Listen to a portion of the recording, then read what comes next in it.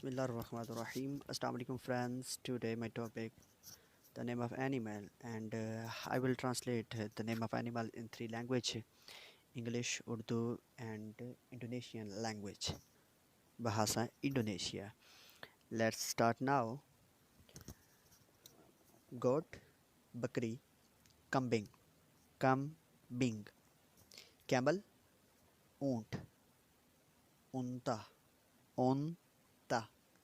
Monkey, बंदर, मोयत, मोयत.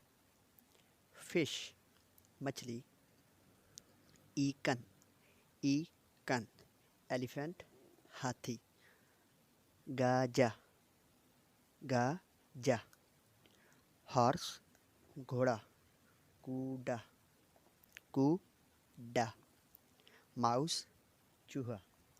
तीकुस, तीकुस. Next page. Buffalo, भैंस.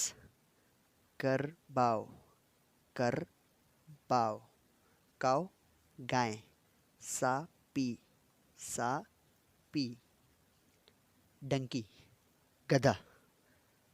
कलाडाई, कलाडाई. Lion, शेर. सिंगा, सिंगा. Dog, कुत्ता. अंजिंग, अंजिंग.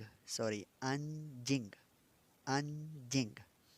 And cat, बिल्ली. Cat, बिल्ली. कुचिंग, कुचिंग.